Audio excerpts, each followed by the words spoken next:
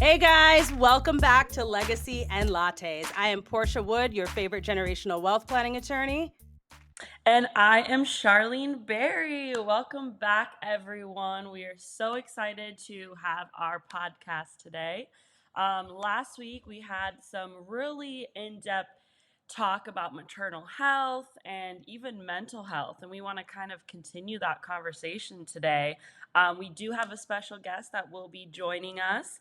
But Portia, how was your week? How's what's going on? How are you feeling?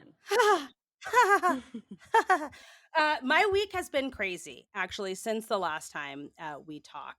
We had a death in the family, which was very unexpected. Kind of came out of nowhere, and we've been sort of dealing and grappling with what that means, particularly for the young children in our lives, right? The 6-year-olds who are trying to navigate that kind of loss. So it's been an emotionally heavy week Mm, in our household. yep. A lot of sadness, a lot of grief, and just trying to work through all of those things. Mm. But at the end of the day, the thing that I always hold on to is like what my grandfather used to say. People ask you, how are you? And he's like, I'm above ground.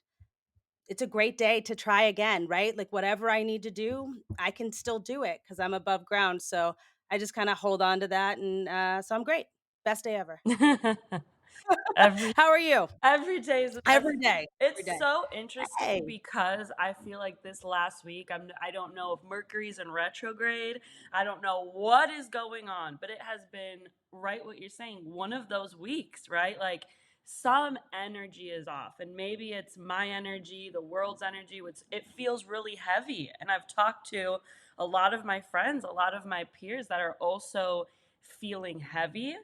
And I wonder if, and we Mhm. always talk about we're going through this transition period in life that we're becoming more focused and aware. And you talked about, your 6-year-old dealing with grief as a 6-year-old and how we are Yeah. feeling our emotions. And it's really on theme of what we're gonna get to talk to about today with our guest speaker. But I myself, I know I'm ready for this week. It's we're recording this on a Friday. I'm ready for this week to be We're over. recording it on a Friday when the episode has just launched. So for those of you who have not checked out last week's episode, definitely go over to Apple Podcasts or wherever you get your podcasts and check out the latest episode of Legacies and Lattes, because it's going to lead you right into this episode of Yep. Legacies and Lattes. Yep.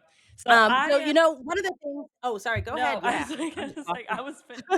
I was just gonna say I'm so ready for this week to be over. I am Yeah. wanting a renew, a refresh, a reset, and I think that's Mhm. something that maybe as young professionals, and we've talked about that being boss women, sometimes it's okay to like this week was a lot. Let's Mhm. reset, renew, relax. I'm really ready for this upcoming Absolutely. weekend. Yeah. Yeah. Cheers to the weekend, right? I've got my coffee here, right? Cheers to the weekend. One of the things that I am was so impactful last week was really just talking about all the stories, Mhm. right? It was refreshing to share my birth story. I didn't realize how much I had been sort of harboring that resentment of that experience. And there was still a bit of anger, like 6 years later, there's still anger with the medical professionals there, and their sort of miscarriage or mishandling of my birth, or my birth experience, and how like I still feel robbed. And it was interesting because I don't ever really tell that story except for on here. Like, I don't think I'd told it in Mhm. 6 years, and I'm thinking about it, I'm like, "Wow, yeah, just telling it brought up so much emotion for me that I didn't realize that I was still holding on to." So I had to, like, schedule an appointment with my therapist, and I was like, "We're gonna have to unpack this because why is this Mhm. still impacting me?" But it also was a great awakening for me to say, "Hey, we probably should keep having this conversation." Because we got a lot of comments from women, from all over the country, who had a similar sort of feeling around their birth story. Whether it be that they felt mishandled, whether that they felt unheard, whether they had difficulty in the postpartum stage afterwards, really connecting with their kids. And it seemed like we hit a nerve, right? We hit a nerve in the community where women finally were getting this moment of, yeah, that's me. It wasn't just me. I wasn't alone in that. Some other people had that same experience. And people were really grateful also for the resources. So shout out to March of Dimes, who's doing some really great work on maternal health in our country. So just shout back out to them. And several other organizations that we will send you out some resources, like we said on the podcast before. But I'm really excited to bring in a mental health professional Mhm. to come and talk with us. Because while we can talk our shit, right? We can talk our shit all day long about our own experiences. It's so important for us to bring someone who's actually trained to have these conversations with us. So I don't know. So that's what we're doing today, you guys. We're gonna bring her back in. So we're gonna go to break real quick. We're gonna come back and we're gonna bring in and introduce Dr. Marissa Long, who is going to talk with us about mental health. Be right back.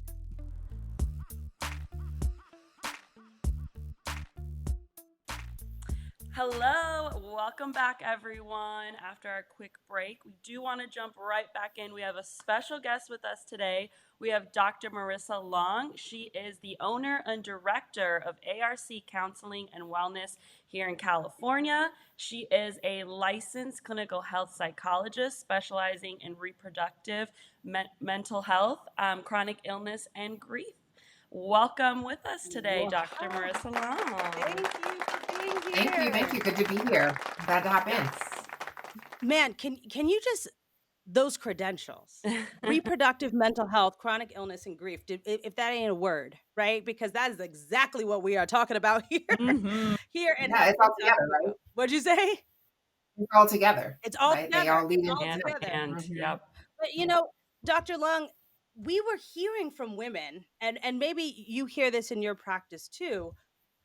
So much grief around the birth process, right? Yes. And I felt really personally, right? I felt really bad about grieving because I had a healthy baby. Oh.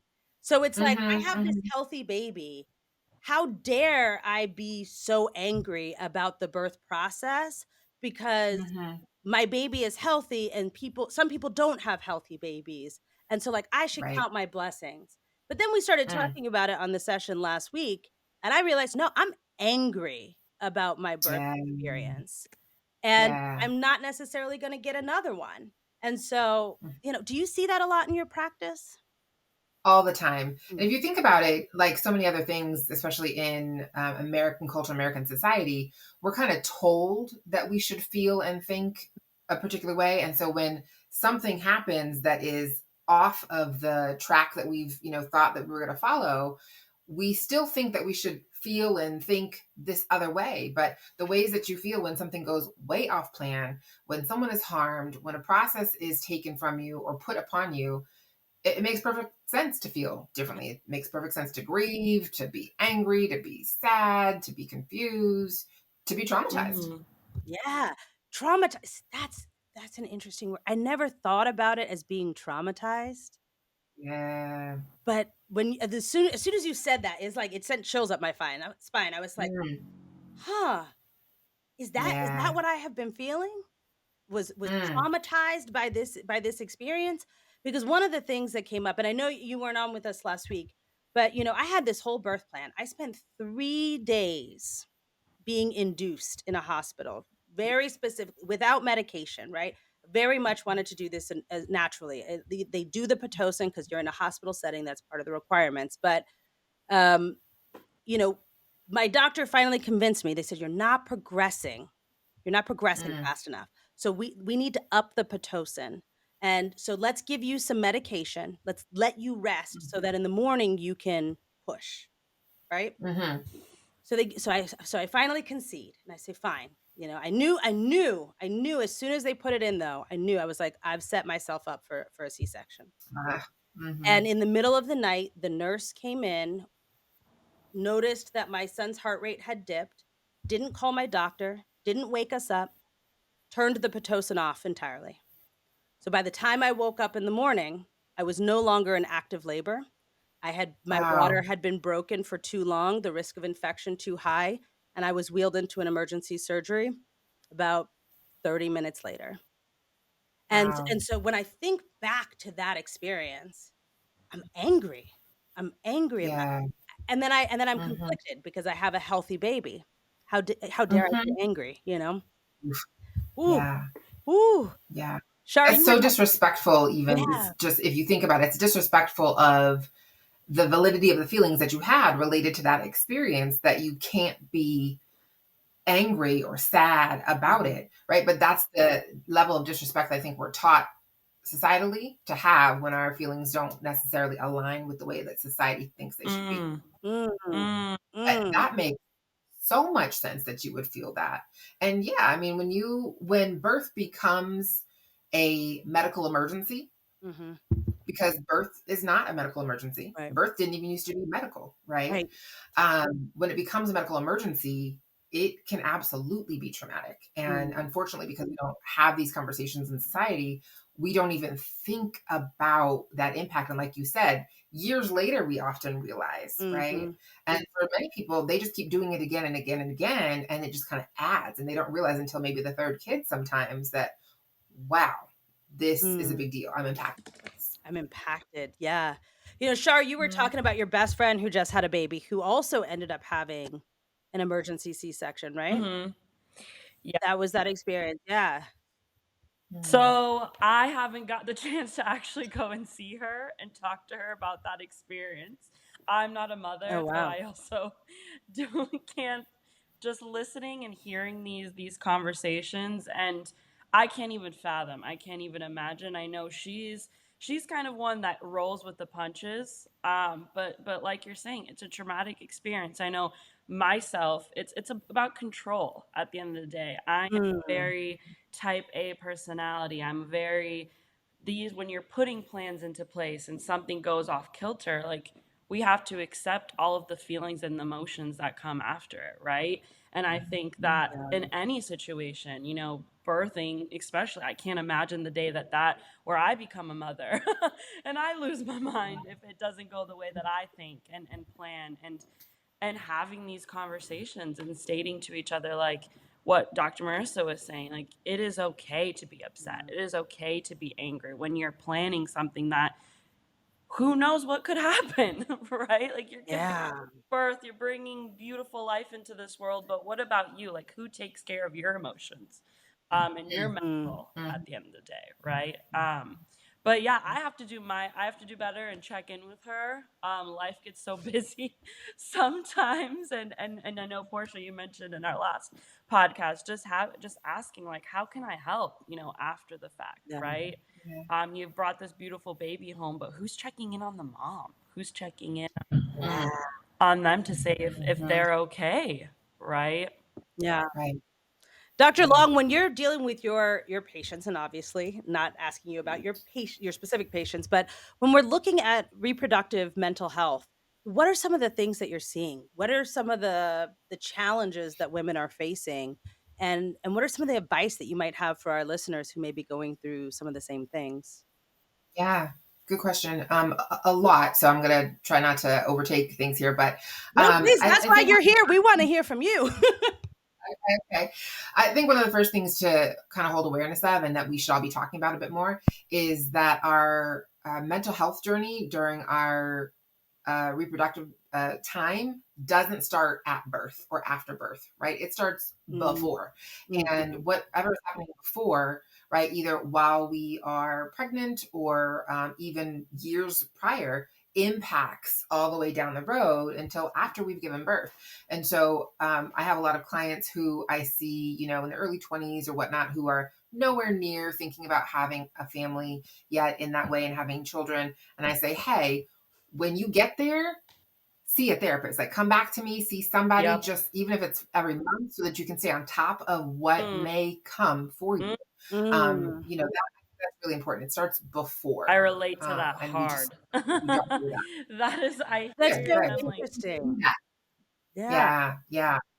Why don't I they think the tell other us this thing, stuff? because I mean, they yeah. Well, don't who's tell us the this vet? stuff. I mean, society, our doctors, our Right. community, Mhm. they make this idea of like the baby blues. It's all sort of just like swept under the rug of like women. Yes. Society says get it together. If you can't handle it, you're weak. You should be able to just do all these things, push out a baby, clean the house, welcome guests, make sure you're doing food so that they can come and hold your baby while you do laundry. It's like Mm. Right. that's what society's Exactly. expectation is, and nobody says, "Hey, check out your mental health." Right, right. Which is it's crazy. Yeah. Our mental health, depression, anxiety, PTSD, any of these things that we can have, which are called postpartum or perinatal mood and anxiety disorders, Mm. they are one of the highest complications of Mm. birth. Right. Oh, wow. So, and so we are all susceptible to them. If we have any pre-existing conditions, we are of course more susceptible to them. So Right. it absolutely needs to be a part of the conversation. But because we know that society is not yet in a place where they're going to do that, where they're going to have these open conversations, we Mhm. really need to lean into that from a family Mm. perspective. We need to talk Mm. to our parents, to our siblings who've already had kids, and see what their experiences were. And we need to talk about that openly. We need to talk about that friend to friend, Exactly. Honestly. right? Yeah. We need to talk about it Mhm. honestly. Honestly, exactly, Yeah. exactly, and Yeah. Mhm. in detail, because all that we see from society and from media is this like happy Mm. picture, Mhm. everything's lovely, Mhm. maybe you cried a little bit, and then you just moved on and had this wonderful baby and everything was great. Yeah. But in all honesty, even if mental health isn't a significant factor or mental illness isn't a significant factor for someone when they've had a baby, it is not all rainbows and unicorns, Right. right? You haven't Really not? slept, you have a whole different relationship with your partner all of a sudden. You have a different Mhm. relationship with yourself and your body all of a sudden. It is Mhm. wild. And that doesn't It's go wild. away, and that doesn't go It away does not. for a really long time. It I'm changes, but it doesn't go away. Yeah. Yeah, I mean, I'm six and a Mhm. half years in, and I'm still walking around, and I can't blame it all on baby weight as much as I still try, right? I blame my darling boy, but there's also the stress of COVID and these last several years, and parenthood and solo Yes. parenthood during all of these times, and business ownership, and all of these things Mm. have compounded into this stress changed Yeah. sort of body situation that is all tied together, and Mhm. it's just never ending. And Shar, I know we were talking offline a little bit that you were feeling Oh this my this god. stress and this anxiety all week long, and it's like, Yep. is it our expectation of women Mm. that's causing Mhm. this stress and anxiety? Yep. I Marissa's talked well, along, that's like, I don't Dr. know, yeah. Dr. Marissa. This is how we brought you in today, It's expectation, but it's also that our society isn't set up to take care of right? women. Mm. Mm, We are here to produce and Yep. reproduce and mhm, take care of other people, but who takes care of us, right? So when you were talking earlier about, why don't we know this? It's because everything with female health and mental health is often really subdued. We are not Mm. researched. We are mm-mm, not supported at the same level as our male Mm. counterparts. So how would we know these things? Why right, wouldn't we just be back at work within 6 to 8 weeks? yeah, And in all honesty, a lot of other countries and cultures do not operate this way, Mm. right, right, right? Then if you add in, aspects of diversity and minority status, it's a whole other level, right? Especially in the United States, and it's not getting better, yeah. unfortunately. I mean, it's Mhm. terrifying to even think about giving birth. Mm. Sorry. Mhm. No, Shar, you Mhm. were going, and we both popped in. We're like, "Dr. Marissa, tell We're us like, more." yes. Yes, 1000. And I relate to the fact of being a young, professional, like boss women that were Mhm. running businesses, were, dealing with motherhood, dealing with friendships. And I know in one of our first podcast episodes, Portia, we talked about Chandra Rhimes, where she said, you can't have all three, Mhm. right? Like somewhere Yeah. something is Mhm. failing, our mental health is failing. Um, No, and 100%. Mm. and that's sometimes okay to say. And I know I have a very supportive partner where we have those conversations where, they say now, even in relationships, oh, you need to be 50-50, where No, sometimes it's 80-20 or 20-80, but to have a support Mhm. system that understands and respects that, your friends that are going through maybe different things that you, that also, hey, I can't show up today like I normally can because I'm going through things.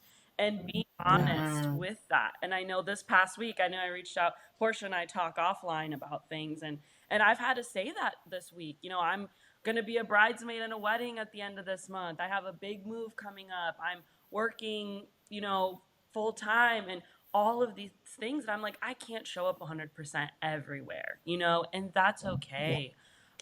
But to be open and honest and transparent, because we live in a society that is so much, we're not fully honest. We're showing Mm. the sides of social media where everything's fine, glitz and glamour, and this, Mhm. that, and the other. It's like, that's not what's really going on, girlfriend. Like, let's Mhm. see, Mhm. right? But it's great to have these conversations. It's great to have, you know, people that might not be struggling in the same ways that I am, but also have, you know, their own table of struggles, right? Um, What do you say to those women? Dr. Long, what do you say to the Charlene's, to the me's, to the women who are out here who are experiencing and Yeah. feeling this stress and anxiety because it is this expectation it feels like of you need to maintain a house, you need to maintain a career. Your only value comes in if somebody has if a man has chosen you into partnership, you need to Mhm. produce children. We're going to start creating laws all around the country that are going to dictate your body and make sure that you are forced to then have children, and then you have to read these stories of women who are being forced to essentially be walking coffins, like all of these things that just constantly messaging you to say that you aren't valued, but you need to Mm. show up and be valuable to other people, but Yeah. we're not going to Mhm. value you. And like, what do you Mhm. say to that? Because the society doesn't change. Like that mm, baseline reality doesn't change even if we Right. shift our mindset. So how do we navigate that? Mm. Or how do you help Yeah. your clients navigate that? Right. Obviously, of course, it's on a very individual basis, but Sure. I think one of the things that I have to personally do in that work is to make sure that I am not infusing my own mm, values Mm, mhm. Yeah, into the session, because my values don't matter when it comes to the person that's in front of me. yeah. But in all honesty, oftentimes the clients have similar values in many ways. And Mhm, so, one of the things that I've really done a lot more with my clients in the last several years is lean into challenging, helping folks challenge how they are holding patriarchal ideas and values mm, and holding distress about those things and then disconnecting from those previously held values that don't actually align with them. They don't align with their health, their mm, safety, their mind. mm, That is a interesting, and I think when I went to school, I didn't have any expectation of that being as interwoven into the work as it has been. It's been a really interesting observation I've had of folks and just seeing the light bulb pop right. up. And so sometimes I'll say, where did you get that ideal? And they'll be like, I don't know, I guess it's society. And I said, I'll say something like, society that has your best interest in mind and society that is set up to protect and take care of women, something like that. And then there it's like, oh my gosh, I've been holding and thinking about this thing mm, Mm, forever, holding expectations of myself this way, but I actually think it's bullshit. mm, yeah, And so yeah, when that light bulb goes off, we can now transition to what you actually value and hold and believe and is true for you and supports your wellness and your health and your mental health. And it's really powerful. And that does absolutely play into when birthing people are having their babies and getting mhm. pregnant and they've been holding all of this stuff and realizing that's not even real. Right, That's yeah, been assigned to me, and I can negate that. I can leave that right. behind. yeah. Yeah, yeah. Oh, It's powerful work yeah. for those who are ready. You Yeah, are doing transformational work. I It's hope so. incredible. Even just in that moment, that one little thing that you just said, which is not little at all, but disassociating from the ideas of the patriarchal society that do not align with us, Mhm, that Mhm. we didn't give to ourselves that were put upon us Right. by a society that doesn't protect us and Hmm. reframing our own thinking. I mean, it's powerful. It is. So I hope all Yeah. of you guys listening heard that, because what Yeah. we saw in so many of the comments after our last podcast was that so many of you were feeling this angst, this anxiety, this stress around your birth experiences, around just being boss women in general in society, and trying to navigate the burnout that's sort of collectively was being expressed across sort of the comments that we saw, and and understanding really that's not yours to own. Mm. Mm. Is that what Mm. you're saying, that it's not ours to own? Yeah. Yeah, absolutely. And we don't have to stay aligned with that when it doesn't actually align with us. But something that you were just saying in there kind of highlighted for me another piece of this, Hmm. which is that a lot of those thoughts and those expectations that we hold of ourselves also come from our parents Mm. Mm, yeah. and how we were raised with them. And of course, theirs comes from that even deeper level of patriarchy that we are like slowly and gently working our way out of with every Mhm. generation. But that's another really difficult part of it, because if my parents taught me this, if I saw them do it this way, then it's even more kind of intrinsic Right. to us, and we can remove it. Generational Yeah. trauma. Generational trauma. Generational It doesn't just Yeah. relate to money and to Mm. physical trauma, but mental trauma. And it's the head trash Yeah. we learn, Yep. right? It's the head Mm. trash that sort of comes in. I talk a lot about this in my financial literacy courses. Shar knows, we talk about the head trash, the things that you've accepted about your beliefs Yeah. about money and your money story that don't serve you. Mm. Mm. And it's Hmm. interesting that I can have those conversations with my clients as it relates to their financial wellness, but it was just like light bulb moment when you said it for me about Mm. the mental and emotional, Yep. because I do harbor Right. so much of that. And some of it is my Hmm. parental expectations. I mean, I tell my mom all the time, listen, something's got to give, right? She'll be like, why Mm. are there dishes in the sink? Or like, why is there laundry on the couch? Everybody's got that one chair. And I'm like, because I Yeah. can't do it all. Mm. I can't. I Yes. can't do it all. And you know what? And today I can't afford to have a housekeeper in my house every single day. Mm. So the laundry will sit there until I get to it. And Right. then, I had to learn, and I told Shar in a previous episode, I had to learn to be okay with outsourcing, Mm. looking at my Yeah. budget and Yeah. outsourcing the things that were not, that I was told were my roles as a woman, right? Mhm. Doing the laundry, these Mhm. things, outsourcing that, and not feeling less than by doing it, not feeling Yeah. like I am less of a woman or less in my goddess because I took my Mhm. laundry to be folded by someone else. Mhm. Right? And Right. Yeah. accepting that. And I didn't Yes. even realize that that's Absolutely. what it was, but it's everything you just said. Mm. Overarch. And Shar, you had said something about your friend, and you want to work on reaching out to her and seeing what she needs, and asking her, that. And I think that that's a really powerful thing that we all need, is we need friends who check in on us Yeah. and ask us what we need. But the thing is, we as women in particular, I think as women of color, it's even a higher level of this, we don't do a good job of accepting help Mm. or Mhm. of even knowing what we need help with. Oh So my one of the things I goodness. recommend people to do is to, and I recommend anybody listening to really think about this, find 3 to 5 things that you can write down, Yeah. Mm. that you can say at any moment, no matter what happens, if my house burns down, if I lose my job, if my partner and I break up, if whatever, no matter what, I can receive one of these 3 to 5 things from anybody that asks me. I can copy and paste it into a text message when they say, what can I do? Oh. I can send it to Mm. my close friends in Mm. advance and say, hey, if I ever need something, you can always do any one of these things without asking me. And that is huge, without asking me, because then if someone's in distress and you're like, hey, what can I do? What can I do?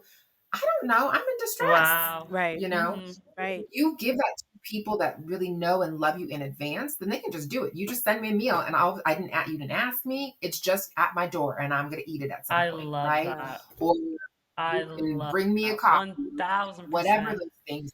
That is Yeah, super. that is, It's you need so to good. write that down somewhere. That is a Do huge, it. huge, huge. I've never even thought to do something like that, because No, not at when you all. are in distress, or, and not even recognizing that you're within distress, she's one of my best friends. And you reach out and you say, how can I help? And sometimes you're right, like we as women, we're like, I got it, I'll figure it out on my own. And if we can have that plan in place, or we know, like, I know she likes X amount of chocolates or this, that, and the other, and this will make them feel good, like Yeah. putting a smile on her face, bringing that. My Mm-hmm. partner and I know when we kind of have our conversations when I'm in distress, he's like, okay, do you want solutions or do you want comfort, right? Like, how can I? And that's something that, these resources that Yeah. you're saying, like, I've never thought to do that, to say to him, these are the 3 things that could help me right now in this moment that would help me to feel better. So, wow. Yeah. Yeah. And him having access to that list in advance so he doesn't even have to ask Right. you, that's really where it's at. That's really Trying to think of what those 3 things would be. Like, I Right. literally Like, just what had are this your conversation with someone the other day where I was like, "I'm overwhelmed. I'm really sick of feeling like I have to be strong for everybody, like, somebody just needs to be strong for me." Yep. And I'm like yes. and he was like, "Well, like, you don't let people help you. So, like, what do you want help with?" And I was like, Yes. "I don't know. I'm just overwhelmed." Yeah. I was like, "I don't know. Yeah. You figure it out. Like, you figure out how to be helpful. I don't know. I'm overwhelmed." So that's so interesting because even Yeah. as I sit here, I'm like, "What would it be? What would Hmm. it be that I Well, would accept?" one of those safest things is just food. Mm. Mhm. We all have to eat. And I don't know who doesn't get some decision fatigue at some Yep. point. And Right. when you're having to figure out what I need to eat for dinner, Yeah. I mean, oftentimes you'd be like, well, I'm gonna have some cheese and some wine because I can't figure out even what's in my fridge as I stare at it, Right. right? It's gonna be charcuterie Are you Lunchable just reading my situation. whole life? She's just reading my whole life, Shar. I knew that this was gonna be how did you know that I had brie and Right, prosciutto and a glass of wine for, for dinner the other night? That was, like, the right. whole thing.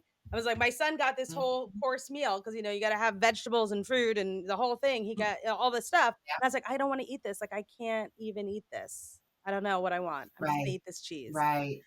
That, Ooh, yeah. Mm. y'all. Mhm. You guys, I gotta say, this has been such an incredible conversation, and I know we still have a little bit of time to go, but I do want to shift gears a little bit, if we could. I'm throwing everybody off a little bit. Um, we're sticking with the anxiety topic.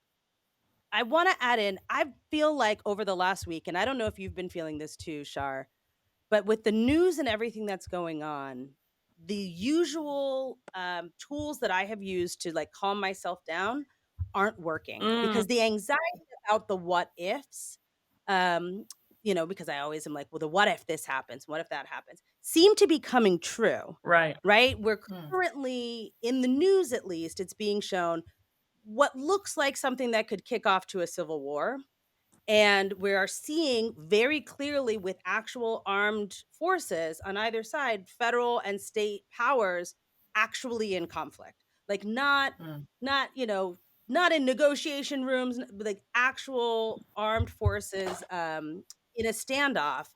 And that gives me so much anxiety that it's like I have to constantly force myself back to the present task. Mm. And I don't know if you're feeling that, Shar, because I know that you come from a military family and you come from a Mhm. military background, and so it just feels so overwhelmingly stressful. Yeah. Like in a second, everything we've worked for, everything we know is going to completely change. Yep. How, mm. are you starting to see that anxiety come in into your practice? And if so, what advice do you have for us? Tell us all the things. Yeah. Yeah, that's a good question. I think I've been seeing that in droves since a very specific election several years ago, and Mm, then at many waves of time across the pandemic and social unrest and all of these things. So absolutely. yeah. You said something so interesting there that I don't think people realize, and I love that you did, which is that sometimes the things that used to work for me Mhm. are either not Mhm. available Mhm. or just aren't working anymore. Right. This is why therapy, right? Because we often need support at figuring out what is that new thing in an adaptive Mm. way, not a Mm. maladaptive way Mm. where we're further harming ourselves or further adding to our stress. So yeah, I mean, there's tons of things that we can do. I can give some examples of things, but because we're individuals, we Yeah, have different situations, we have different sure, backgrounds. Any one thing that someone else is going to benefit from isn't necessarily going to benefit us. sure. But I think across the board for most people, Some relaxation techniques, such as like deep breathing, Mm, meditation, are just wildly helpful.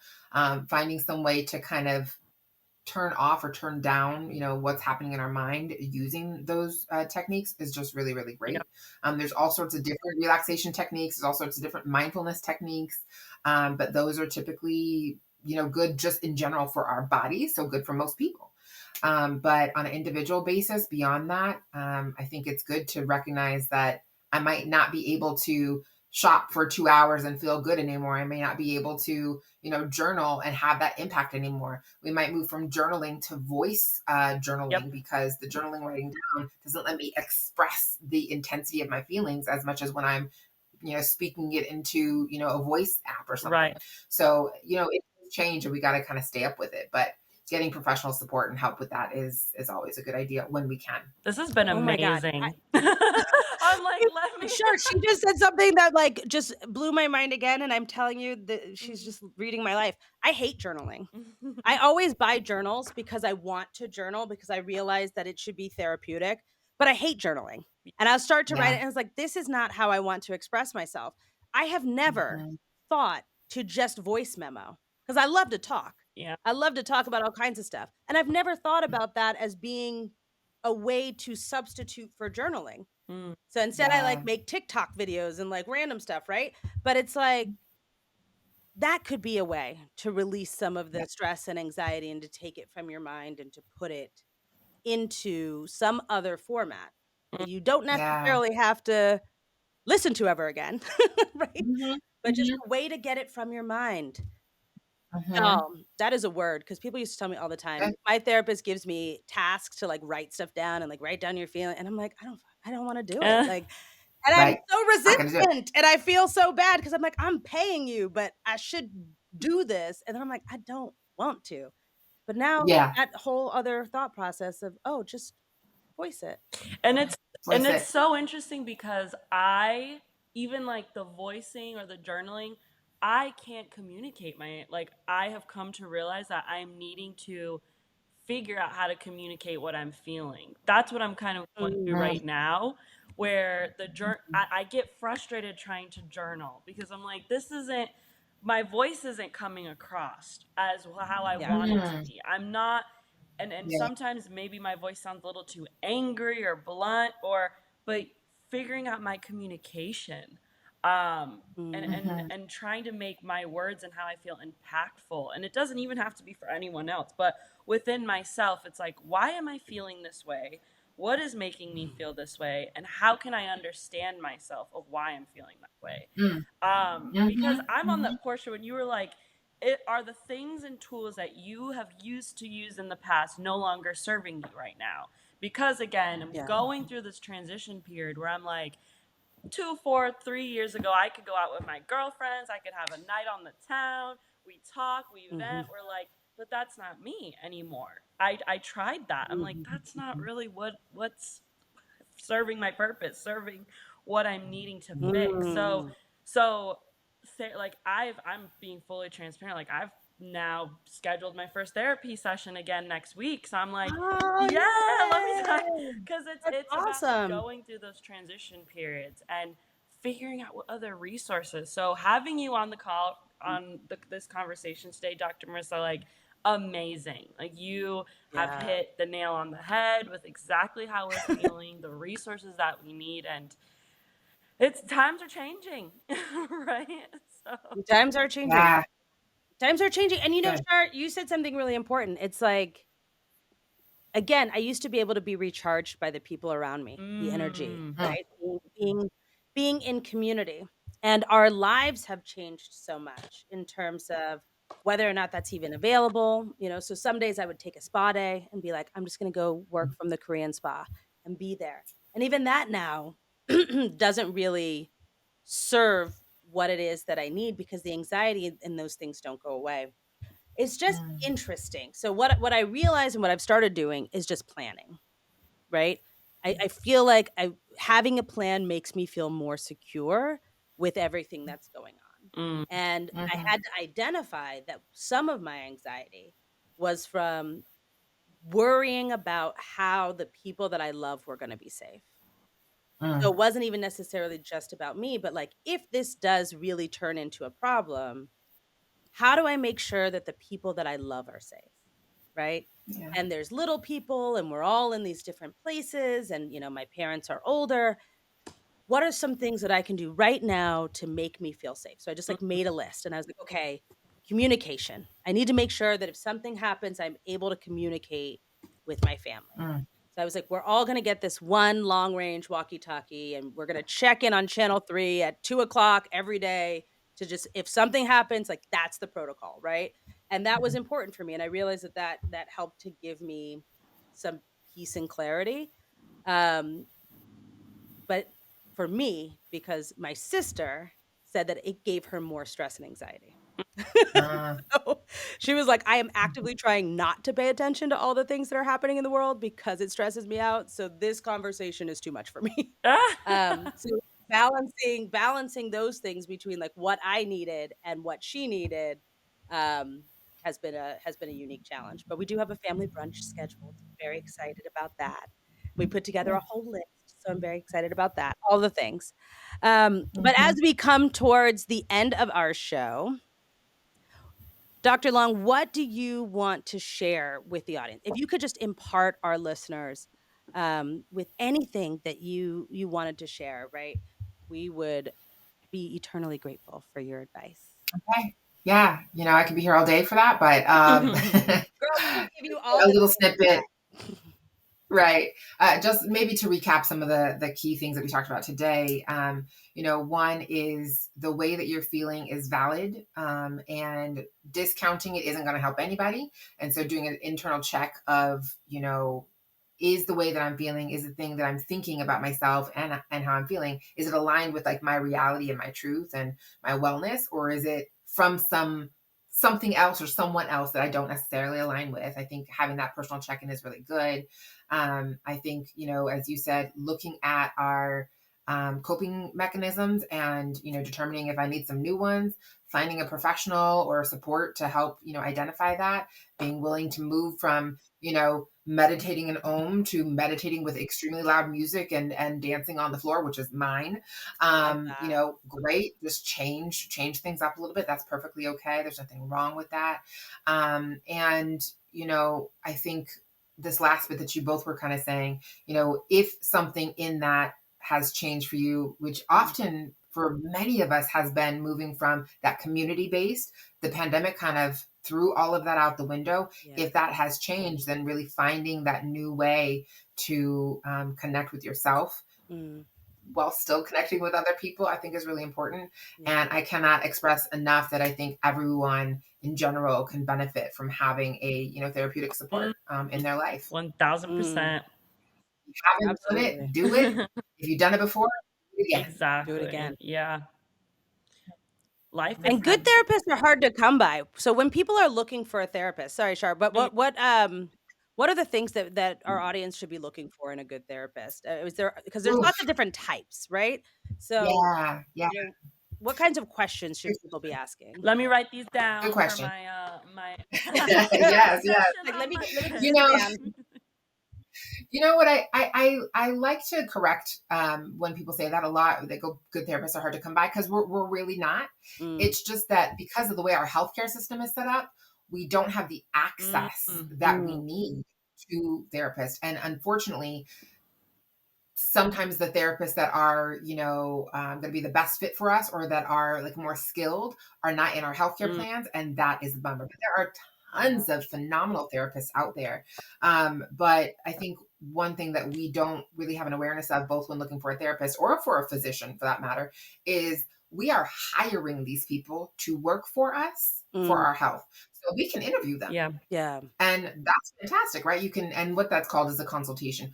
I don't know anybody who's ever set up a consultation for a physician unless you are paying out of pocket, Mm, Right. right? But you absolutely can. You don't have to just go with the first physician that you've been handed, and you don't have to go with the first therapist that you've been handed. You mm, can set up 10 to 15-minute consults with 5 of them and ask you questions, have your list, figure out what you want, see if the vibe is right. yeah. Because even if someone is super, super skilled and talented at what they do, you just may not connect with them as a person, or they may trigger or activate things for you because they seem like your mom or like your dad or something, and that's not going to work for And you, then and we that's fighting totally in the fine. session. I sometimes can be good, but yeah, have your list of questions and do some consultations and interview them, because great ones are out there, but it doesn't mean that they're necessarily going to be the best fit for you. I love that. I love that. You guys, thank you for tuning in to Legacies and Lattes. We are so, so grateful that Dr. Marissa Long could come on with us and share her expertise with not just us, but like all y'all, right? Because Mhm. I I have been transformed. I'm about to voice journal for the first time today. I'm actually excited about trying to do that and see what I can get the heck out of my brain. So I actually have a spark of excitement around this. So thank you so much for Thank giving us your you. time, giving us your knowledge, for sharing with us and sharing with our Absolutely. audience, right? Because it's important to give ourselves permission, and I think in society, we are taught we're not allowed to, right? Mm. And just to I don't know, everyone hates the term piggyback now. So now someone says veggie back. I don't know. It's like a whole thing. Anyway, just to join in what you said, right? Um we are okay with shedding the weight of other people's expectations that don't serve us. Mm. And we are allowed to do that. It's easier said than done, right? But we can. And I just thank you for reminding us that that's what it is. So, um, before we do our outro, Dr. Long, can you please tell people where they can find you, where they can follow you, how they can keep in touch with you, and if they want to hire you, Mhm. how they get in touch to hire you, and do they have to be in California to work with you? How does all that work? Sure, yeah. So I'm the owner and director of ARC Counseling and Wellness in California. You do have to be in California to work with me or my team as a patient, but I do business consultations for other therapists, clinicians, and small businesses out there as well. And that can be all over the country or the world. Speaking engagements, of course. You can find us on Instagram at Dr. Marissa Long or at ARC Counseling and Wellness. And of course, you can call the office and go online to arccounselingandwellness.com if you want to book an appointment or a consultation to see if we're a good fit for you. And we work in a particular way that if you're not a good fit for us or we're not a good fit for you, we will help find you someone who is. Oh, Oh, I love that. thank Love that. you. Thank you so much. It's Having been me this such Yeah. a absolutely. needed discussion this week. I know for myself, I know we're going through some heavy times right now. We don't know if it's the end of the world with these aliens that are Mm. coming. We don't know if but these conversations need to be had. And I know for myself and my community and my close friends that I have, I know we don't do this enough. We're not honest and open enough. So thank you so much, Dr. Marissa Long, for coming on here today and giving us some tips and resources that we can take away from today. I'm gonna be writing my three needs down. I'm gonna be posting them. Make your I'm gonna list. be posting them on my Instagram, my Facebook. Like, if you guys see my signs of distress, okay, this is what I need if I'm on there. Good. So thank I you love so that. much for joining us today. Thanks for having me. Hey guys, this has been another great candid conversation with Legacy and Lattes. I'm Portia Wood. And I'm Charlene Berry. And we were speaking with Dr. Marissa Long. She was talking to us about reproductive mental health, chronic illness, and grief, ways to deal with anxiety, where we as women, we can shed Mm-hmm. the weight of other people's expectations and ideas and really truly live in our authentic selves. She gave us some great resources and tips on how to be supported. I know if you guys are like me, it is very difficult to receive help or to even necessarily know what kind of help you need. So being able to write a list of 3 things that anybody can do at any time for you that can support you is really powerful. And to be able to send that with your community and let them say, hey, if you see me, like Shar said, you see me in distress, these are the things that you can do. You don't even have to ask. I mean, that's powerful. It's a way of owning ourselves, our mental health, of being able to be open to support. And so we're so grateful that she was able to join us in this conversation. And remember, guys, brew your legacy one cup at a time. Until next Cheers. time.